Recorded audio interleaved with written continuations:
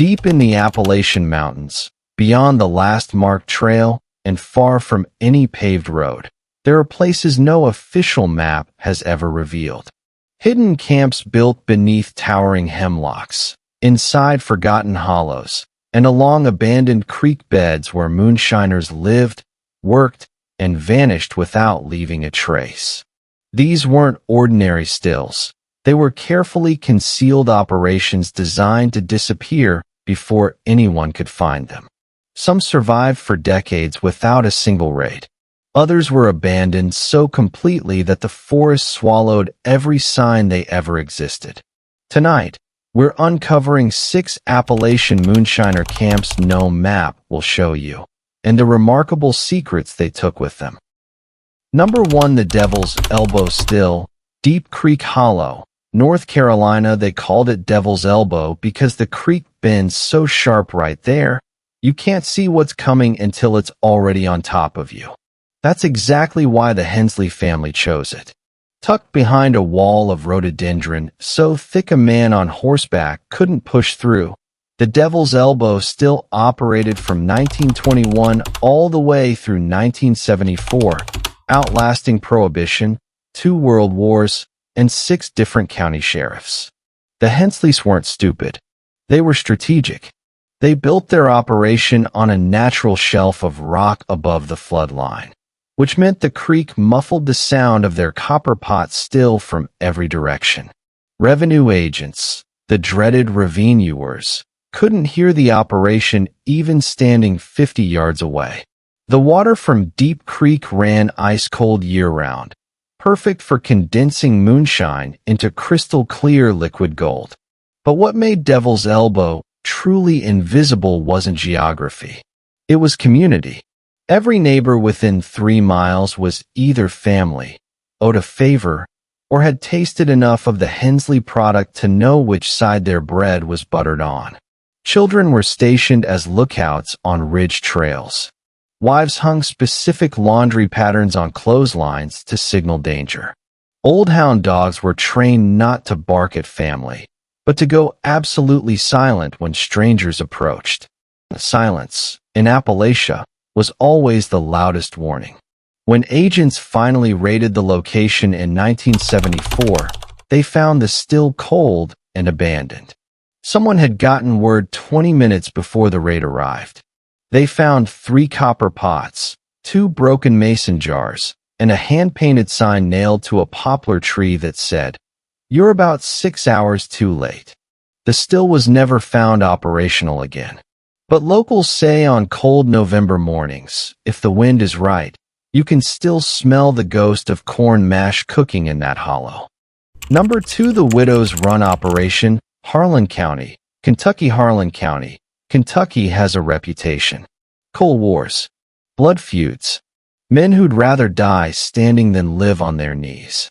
So it shouldn't surprise anyone that the most successful moonshine operation in Harlan County history was run by a woman. Her name was Dora Mae Combs. Widowed at 31 when her husband was killed in a mine collapse. Left with 6 children, 40 acres of steep hillside, and a copper still her grandfather had buried under the barn floor. Most women in 1931 would have given up. Dora Mae started production. She called her route the Widow's Run, a 12-mile trail system that wound through creek beds, over ridge lines, and through 3 different family properties. Every drop point was at a different farmhouse. Every delivery happened between 2 and 4 in the morning. Her product, a double-distilled corn whiskey with a touch of apple, became so sought after that men drove from Lexington to buy it. What made Dora Mae's camp impossible to find was her rotation system. She never produced at the same location twice in a row. She had 4 separate still sites spread across her land and neighboring properties, and she moved between them in a pattern that only she kept track of, in her head, never on paper.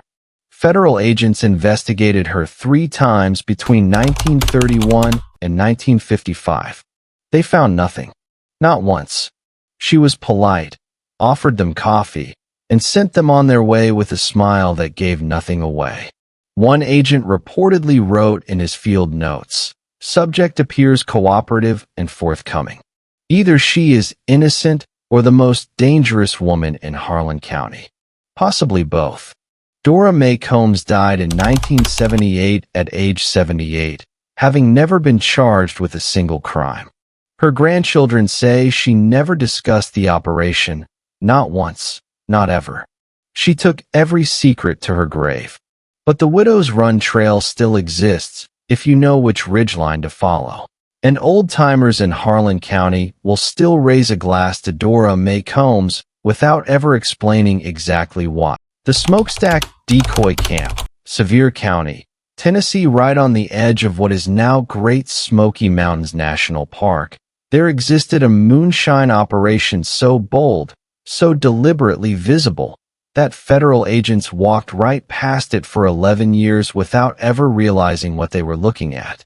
The Prater family built what appeared to be a small sawmill operation in 1929. Smoke came from the stack regularly. Lumber was stacked outside. Men in overalls moved around with purpose. Trucks came and went. It looked completely legitimate, because half of it was. There was a real, functioning sawmill on the property.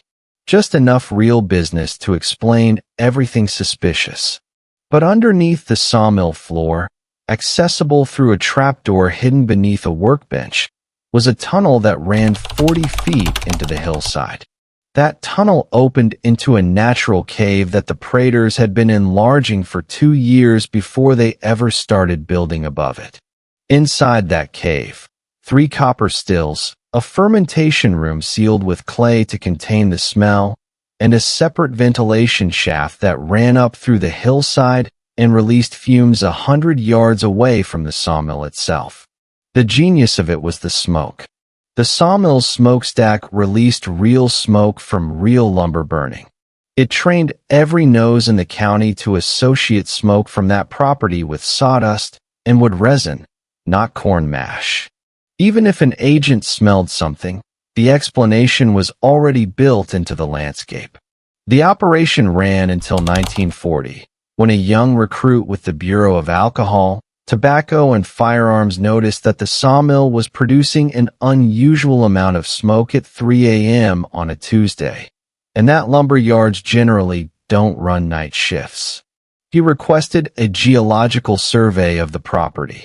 When the cave tunnel was discovered, the Praters had already moved. The equipment was gone. Even the trapdoor had been replicated with fresh wood and stained to match the surrounding floor. Number 4. The Graveyard Still, McDowell County, West Virginia. If you want to hide something in plain sight in rural Appalachia, put it somewhere people are too superstitious or too respectful to look closely. The Mullins family chose a cemetery. Not just any cemetery. The Mullins family plot on Rockcastle Ridge in McDowell County had been a burial ground since 1847. By 1923, it held over 60 graves, enclosed by a low stone wall, shaded by massive white oaks, and visited occasionally by family members who had long since moved to other counties. Nobody had reason to linger. Nobody had reason to disturb the dead. The still was built into the hillside directly behind the cemetery wall. From the front, you saw gravestones in peace. From behind the ridge, there was nothing to see at all. The operation was sunk 4 feet into the earth, covered with a timber and sod roof that was planted with natural ground cover.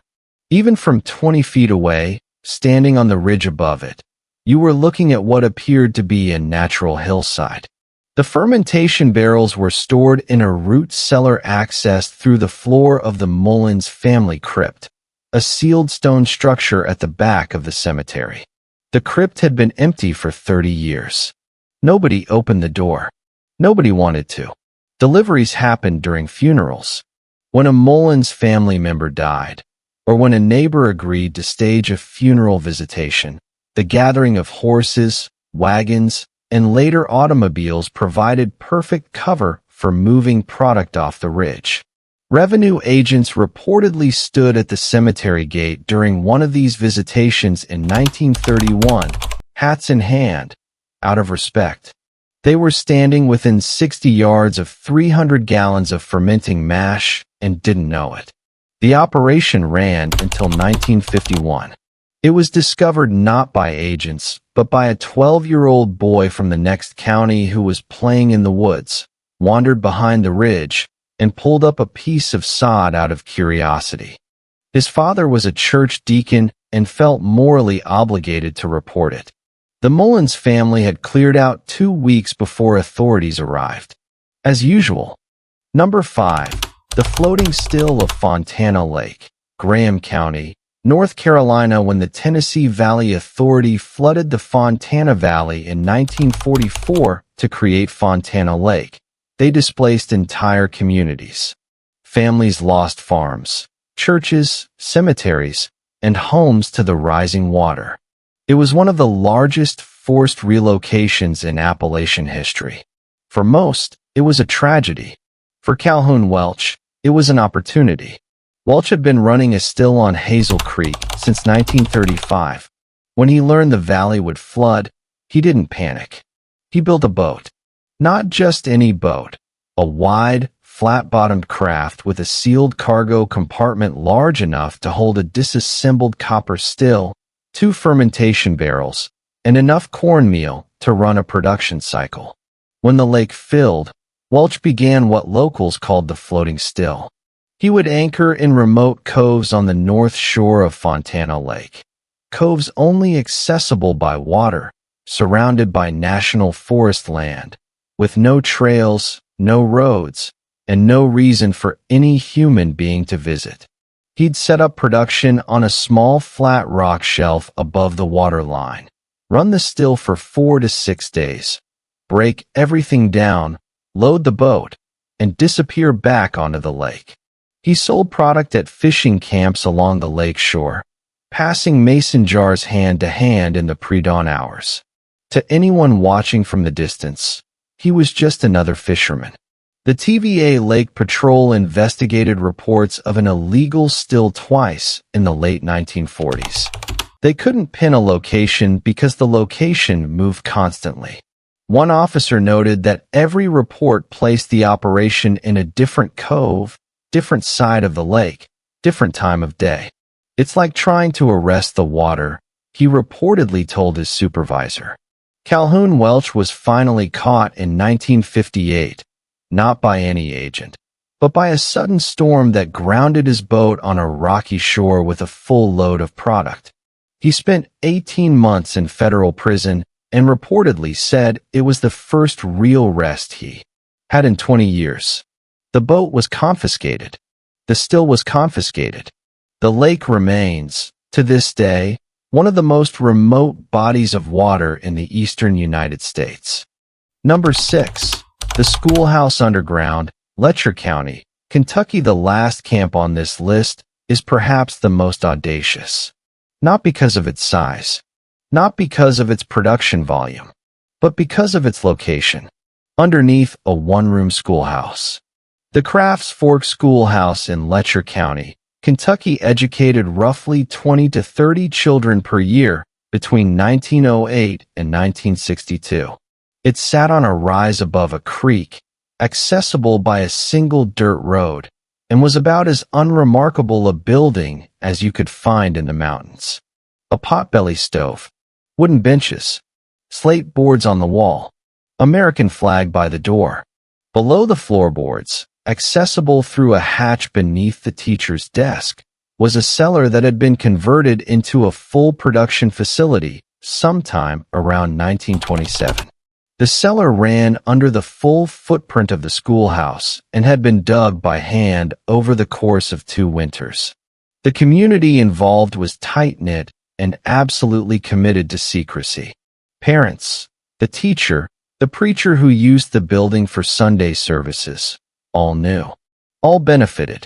The operation funded school supplies, paid the teacher's salary when county funds ran dry, and reportedly even donated to the church building fund.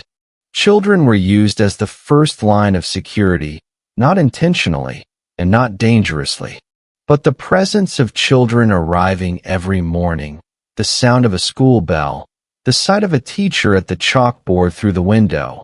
All of it created a picture of absolute normalcy that no federal agent was going to question by tearing up a classroom floor.